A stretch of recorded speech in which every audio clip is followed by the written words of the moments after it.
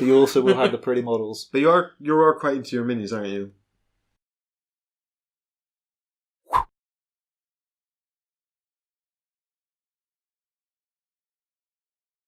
I am, although I haven't actually bothered to paint minis in so long that I'm starting to wonder if I should stop getting mini-based games. Silver, That's really some difficult blood. these days. It is, yeah, it is. Yeah, I mean, look, the minis maybe are not entirely necessary in this game, but my god, are they cool. And at least they didn't do that thing where these monsters are all minis, but your mages are like tokens. That I hate that so much. Or the inverse, yeah. Yeah, I hate it so much. You're like, I'm going to summon this terrible monster, and then it's just like... That.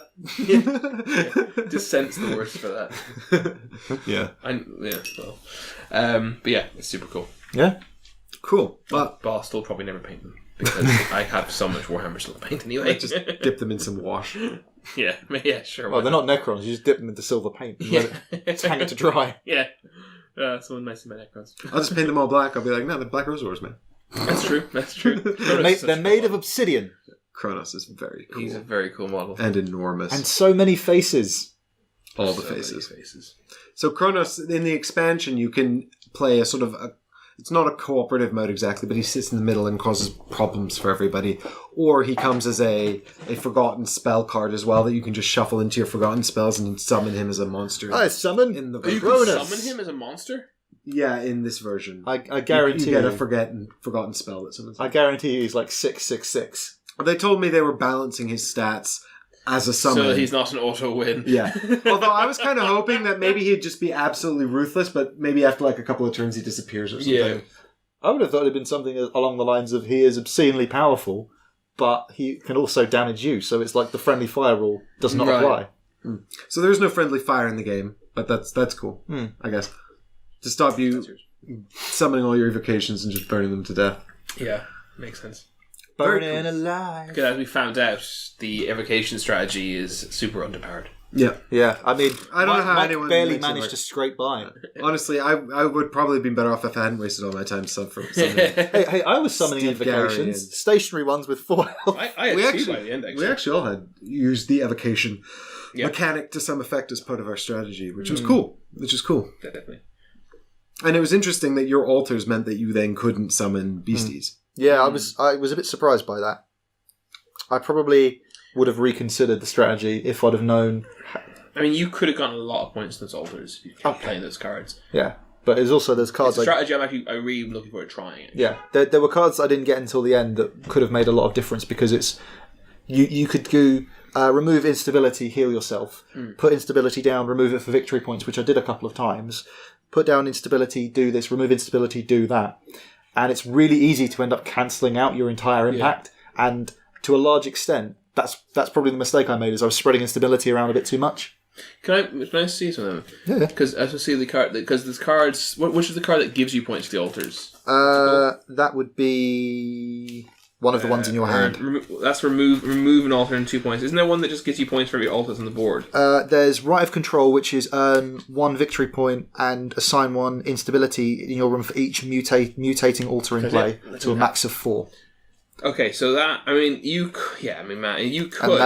That would have been another way to break stuff. So you could start off with this and then only ever take from this school, and then kill a card every turn and just make a deck that all it can do is make altars and get points from the altars existing.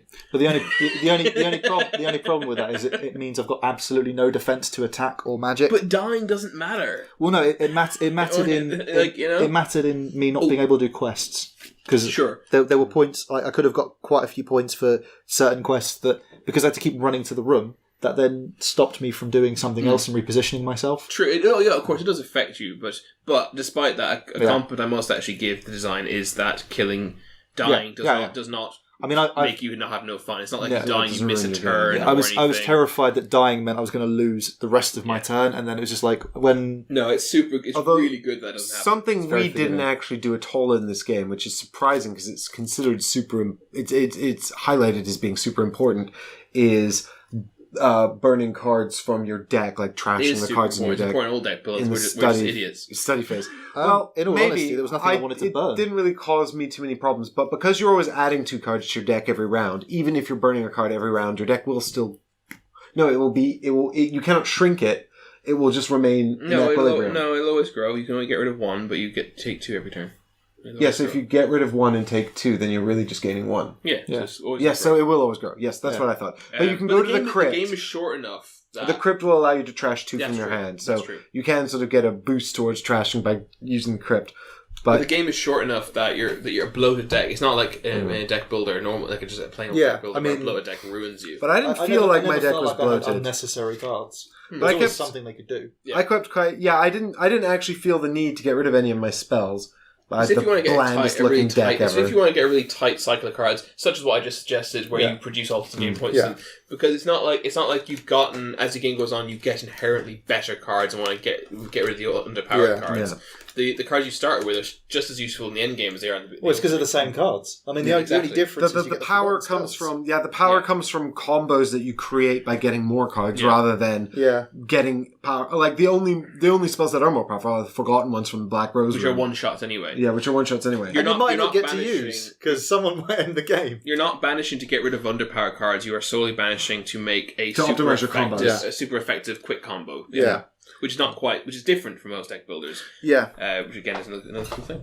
I mean, I'd be curious as to how it would go when you look at what cards you want to willingly throw out of your hand, because I don't feel like there was any of my hand that was junk. Really. As I say, it's more for getting a super tight combo. Yeah. That you can just keep doing over and over again. You have to be quite on the ball with it from the start. Imagine if you could use the crypt to get your hand out of like literally 4 cards and just keep doing it. Bear in mind, if the crypt is near enough the mirror room, you could do both. Very true. Oh yeah, you could go to the crypt and then mirror it. Yeah. So you could end up losing cards. But you'd have to have the cards in your hand, and actually saving cards in your hand means you're sacrificing actions every turn. Yeah, so you couldn't get a super OP 4 cards combo that you can do over and over again. It'd be impossible to do the deck that would be really good at it, which actually also uses altars, is divination, because divination's whole thing is summoning divine altars, getting bonuses from those, getting points from those, but also card draw. Oh, clairvoyance is good. Ignore the next combat spell that targets you. Earn a point. Ignore the next trap spell that targets you. Earn a point. That's really good, because you see those things coming. You saw it coming. Makes sense. You never saw it coming. These are some good ones. Arcane Vision. Activate your target room. Activate the target room. So that could be anywhere on the board. Room activation. Yeah, anywhere on the board.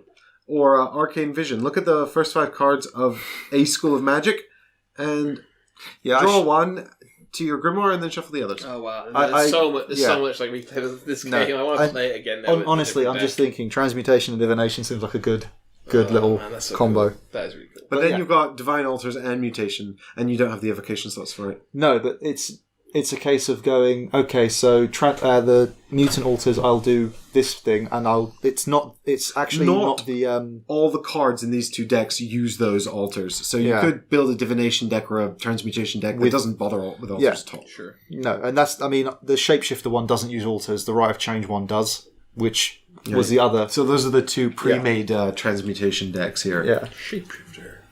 And Ritualist. So you went Ritualist of Change, which is the mutant altars deck. Yeah. Shapeshifter is more about like sort of turning into like monsters and smacking your friends. So that was actually when I was saying that the transmutation is about sort of getting up close and personal combat. I was really referring to Shapeshifter rather than the Ritualist of Change you had. But it's funny because I had cards that could do. I mean, I didn't actually draw any Shapeshifter ones until the very end, and then by that point I was like, I don't need them now. But it's because of how the deck's shuffled. But there's so much in that. You can be like, oh, this would be great if I get the right cards. But random. Random. Yeah.